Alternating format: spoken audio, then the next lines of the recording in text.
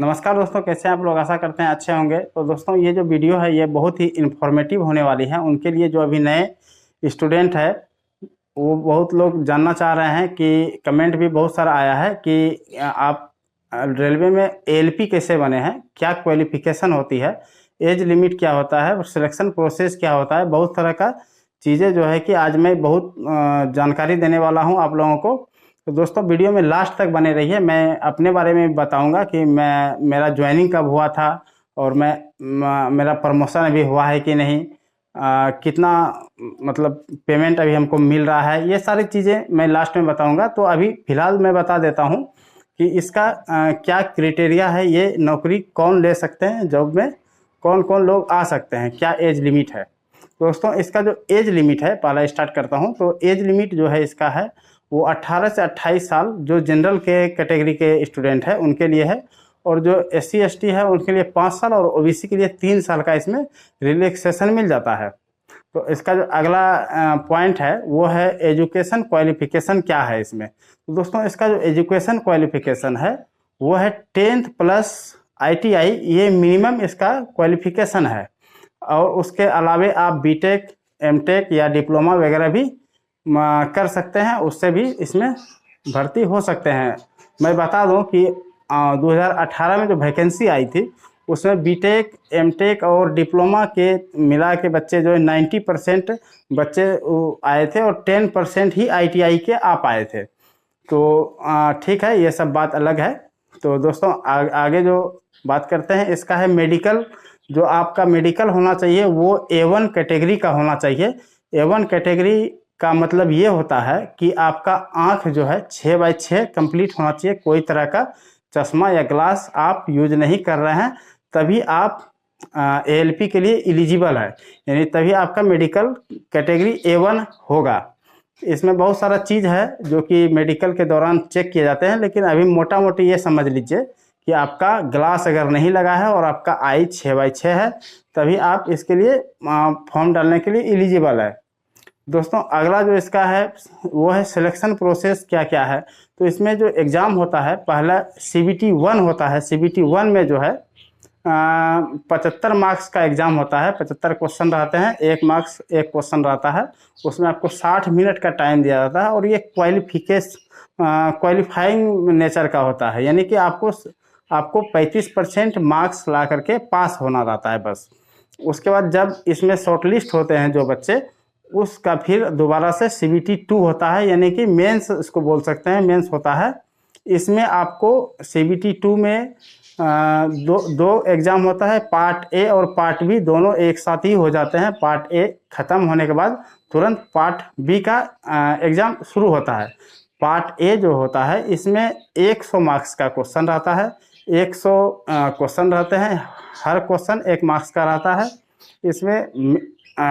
इसमें जो क्वेश्चन रहते हैं ये बहुत ही इम्पोर्टेंट रहते हैं, क्योंकि यही जो है कि यही वाला जो पार्ट A वाला से आपका मेरिट बनता है। और पार्ट B में जो होता है वो टेक्निकल क्वेश्चन रहते हैं। टेक्निकल क्वेश्चन मतलब आपका जो भी रिलेटेड ट्रेड है, ITI में आपका जो ट्रेड हो, BTech से रिलेटेड जो भी ट्रेड हो, उस ट्रेड से रिलेटेड ही क्वेश्चन रहते हैं। वो भी सिर्फ आपका क्वालिफिकेशन बेस पे रहता है, यानी आपको 35% मार्क्स लाना रहता है। उसके बाद ये हो गया एग्ज़ाम कंप्लीट।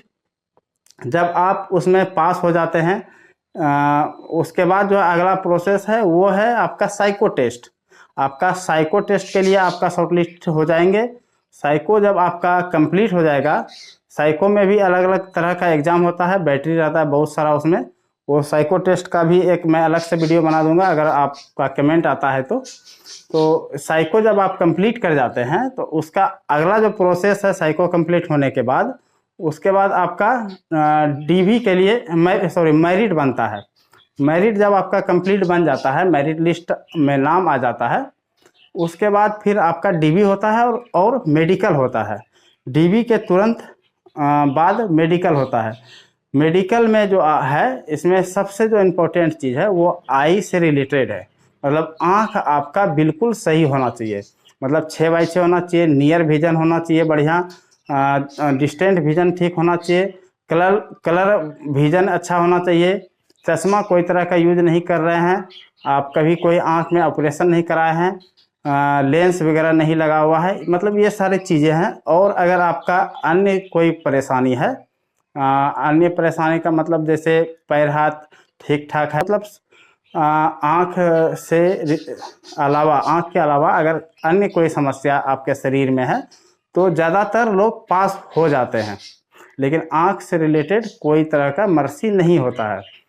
तो ये सारे प्रोसेस है। इसके बाद जो है कि आप रेलवे में एक एएलपी बन सकते हैं। दोस्तों मैं ये भी बता देता हूँ कि एएलपी में ही आप ज्वाइन कर सकते हैं। कोई भी डायरेक्ट रेलवे में लोको पायलट नहीं बन सकता है जब तक उसका एक्सपीरियंस अच्छा खासा 4 साल 5 साल, कहीं कहीं 8 साल 10 साल भी लग जाते हैं एक असिस्टेंट लोको पायलट को लोको पायलट बनने में। तो दोस्तों मेरा जो मैं जो ज्वाइन किया था वो 2018 का वैकेंसी था और 2019 में मेरा ज्वाइनिंग हुआ था। और मेरा जो एजुकेशन क्वालिफिकेशन है वो 10th और आईटीआई है।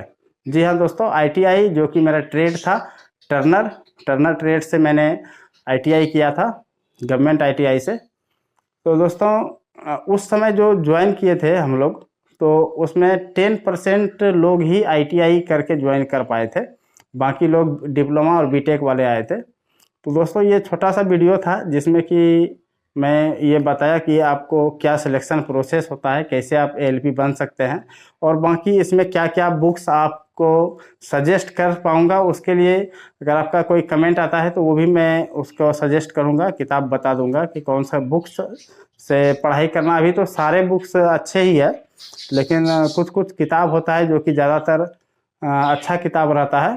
तो दोस्तों ये छोटा सा वीडियो था, अगर पसंद आया हो तो कृपया लाइक सब्सक्राइब कर दीजिएगा। धन्यवाद। पंखा चला यार, ये तो गर्मी में हम आपके साथ हम भी पके।